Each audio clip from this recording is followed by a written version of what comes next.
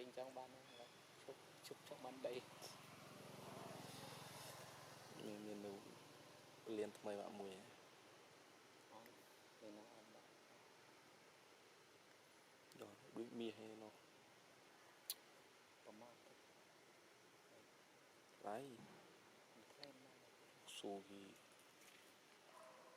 đây đi bởi quên mình là gì rồi chụp lầu chết sắp mình là cái trong ban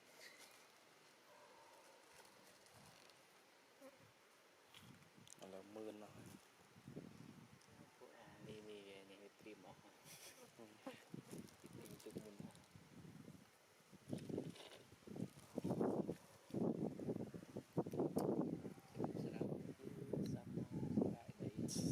chụp cái yun nghe nó ba thùng những gì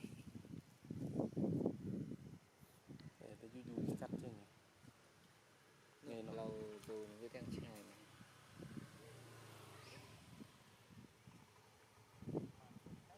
thế nào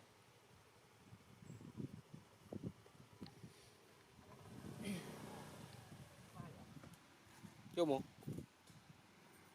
anh riêng xe tới anh ban mũi rồi hiểu không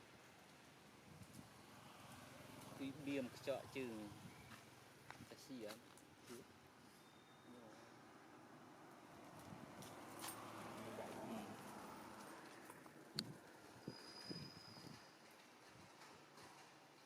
wow lịch ăn thu vinh ra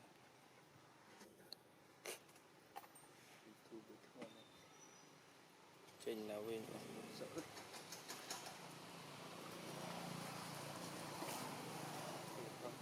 khi số là đấy thì ông đánh bưng đi đâu đi ăn ôi đi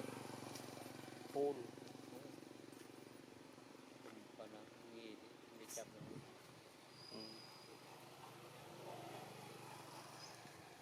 thì mốt chênh lọ cái lời rồi con nó chắc căng này rất hay ăn từ linh mà ba lú êm đã đây cái mùi của này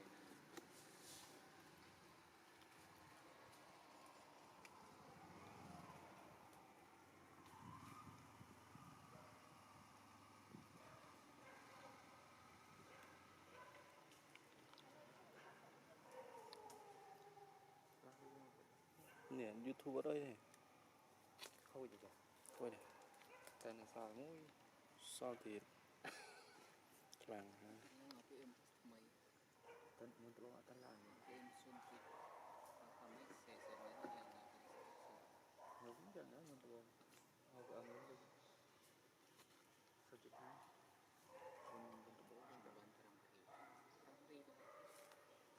dạ vậy nó sụp mùi lắm ini senap keren beri